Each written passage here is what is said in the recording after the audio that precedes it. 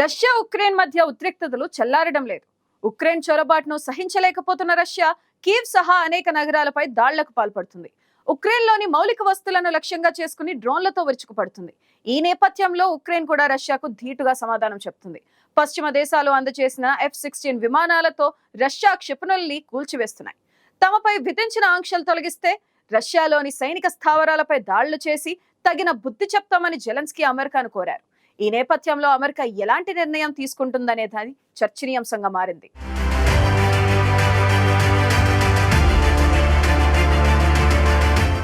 గత 2.5 ఏళ్లుగా ఉక్రెయిన్పై రష్యా విరుచుకుపడుతూనే ఉంది. ఉక్రెయిన్లోని ప్రధాన నగరాలను స్వాధీనం చేసుకునేందుకు తీవ్రంగా ప్రయత్నిస్తోంది. ఇప్పటికే అనేక ప్రాంతాలను గుప్పెట్లో పెట్టుకున్న రష్యాకు ఉక్రెయిన్ షాక్ ఇస్తోంది. ఇప్పటి వరకు రష్యా దాడులను తిప్పికొడుతూనే వచ్చిన ఉక్రెయిన్ ఇప్పుడు రష్యాలోకి చొరబడి దాడులు చేస్తోంది. రష్యా సరిహద్దులను స్వాధీనం చేసుకుని అక్కడి ప్రాంతాలను తమ గుప్పెట్లోకి తీసుకుంది. ఇప్పటికే రష్యాకు కీలకంగా ఉన్న కుర్స్క్ ప్రాంతంలో పాగా వేసిన ఉక్రెయిన్ సేనలు రష్యా సైనికులను అదుపులోకి తీసుకుంది. కొద్ది వారాలుగా రష్యాపై ఉక్రెయిన్ దండయాత్ర కొనసాగుతోంది. తాజాగా ఉక్రెయిన్ చొరబాట్లపై Kyiv top military commander in chief Oleksandr Syrskyi తెలిపారు. ఉక్రెయిన్ దళాలు ఆగస్టు 6 నుంచి కుర్స్క్లో 100 స్థావరాలను స్వాధీనం చేసుకున్నాయని, 594 మంది రష్యన్ యుద్ధ ఖైదీలను అదుపులోకి తీసుకున్నామని సిర్స్కీ తెలిపారు. రష్యన్ దళాలను, ఆయుధాలను మరింత దెబ్బతీయడమే లక్ష్యంగా ముందుకు సాగుతామని అన్నారు. రష్యాలోకి ఉక్రెయిన్ సేనలు వేగంగా దూసుకొస్తున్న నేపథ్యంలో వారిని కట్టడి చేయడానికి రష్యా 30,000 మంది భద్రతా సిబ్బందిని చుట్టుపక్కల ప్రాంతాల్లో మోహరించింది. తాజాగా ఉక్రెయిన్లోని పలు ప్రాంతాలపై డ్రోన్లు, క్షిపణులతో రష్యా విరుచుకుపడింది. ఈ దాడుల్లో 5 ప్రాణాలు కోల్పోయారు. ఇక రాజధాని కీవ్ పరిసర ప్రాంతాల్లో కార్చిచ్చు చెలరేగింది. ఈ దాడుల్లో 81 డ్రోన్లతో పాటు క్రూజ్ బాలిస్టిక్ క్షిపణులను తమ దేశంపైకి రష్యా ఉపయోగించిందని ఉక్రెయిన్ అధ్యక్షుడు జెలెన్స్కీ తెలిపారు. ఈ దాడుల్లో ఒక హోటల్, కొన్ని నివాస భవనాలు, కీలక మౌలిక వస్తువులు దెబ్బతిన్నాయి.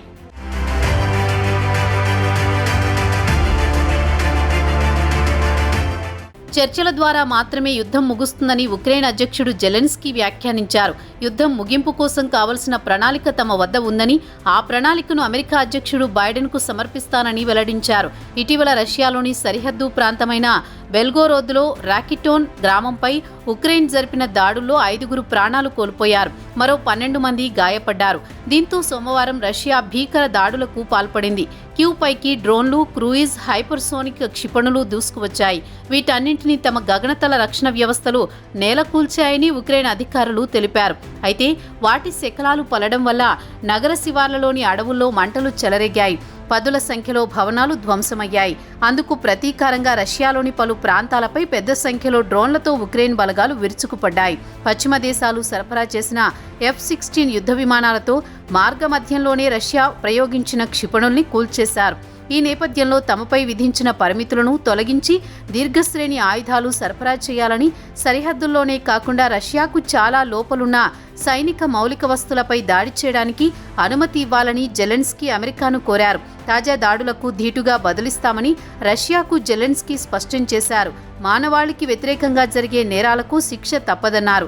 దాదాపు 100కు పైగా క్షిపణులు, దాదాపు 100 డ్రోన్లతో రష్యా దాడి చేస్తోందని, కీలకమైన పౌర మౌలిక సదుపాయాలను లక్ష్యంగా చేసుకుని విరుచుకుపడుతోందని మండిపడ్డారు. ఖర్కివ్ నుంచి కీవ్ వరకు, ఒడెస్సా నుంచి పశ్చిమ ప్రాంతాల వరకు ప్రతి ప్రదేశంలో పేలుళ్లు చోటు చేసుకున్నాయని, ప్రాణనష్టం కూడా జరిగిందన్నారు. విద్యుత్ ప్లాంట్లపై దాడులు చేయడంతో చాలా చోట్ల కరెంటు సరఫరా నిలిచిపోయిందని, తమ బలగాలు అవసరమైన చర్యలు చేపట్టాయని జెలెన్స్కీ తెలిపారు.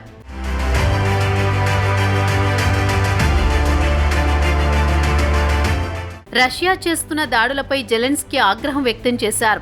ఉత్తర కొరియా నుంచి బాలిస్టిక్ క్షిపణులతో పాటు అనేక ఆయుధాలను మాస్కో ప్రయోగిస్తోందని దుయ్యబట్టారు. ఈ యుద్ధాన్ని ముగించడానికి బలమైన పరిష్కారాలు కావాలని అన్నారు. అమెరికా, యూకే, ఫ్రాన్స్ సహా ఇతర మిత్రపక్షాలు తమకు సాయం చేయాలని అభ్యర్థించారు. తమ పొరుగున ఉన్న ఐరోపా దేశాలు తమ ఎయిర్ డిఫెన్స్ వ్యవస్థతో కలిసి పనిచేస్తే ఎన్నో ప్రాణాలను కాపాడగలమని, ఇదే ఐక్యమత్యం మధ్యప్రాచ్యంలో పనిచేస్తున్నప్పుడు ఐరోపాలో కూడా తప్పకుండా పనిచేస్తుందని, ప్రాణం విలువ ఎక్కడైనా ఒకటే కదా అని జెలెన్స్కీ అన్నారు. తాజాగా ఉక్రెయిన్లోని విద్యుత్ కేంద్రాలు, ఇతర మౌలిక వస్తువులు లక్ష్యంగా రష్యా క్షిపణులను ప్రయోగించింది. ఆ దాడుల ఫలితంగా కీవ్, ఇతర నగరాలు, పట్టణాలు ఇప్పటికే తీవ్ర కరెంటు కోతలను ఎదుర్కొంటున్నాయి. ఉష్ణోగ్రతలు అధికంగా ఉన్న తరుణంలో ఇది ప్రజలను ఇబ్బందులకు గురిచేస్తోంది. గత కొద్ది రోజులుగా కీవ్ పైకి డ్రోన్లు క్షిపణులు దూసుకొస్తున్నాయి. మరోవైపు విద్యుత్ కేంద్రాలపై రష్యా దాడులను అమెరికా అధ్యక్షుడు బైడెన్ ఖండించారు. ఈ నేపథ్యంలో తమ గగనతల రక్షణ వ్యవస్థల ఎగుమతుల ప్రాధాన్య క్రమంలో మార్పులు చేయనున్నట్లు తెలిపారు. ఆ వ్యవస్థలను తొలుత ఉక్రెయిన్కు పంపుతామన్నారు. విద్యుత్ కేంద్రాల మరమ్మతులకు అవసరమైన సాధనా సంపత్తిని కూడా కీవ్కు అందిస్తామని హామీ ఇచ్చారు.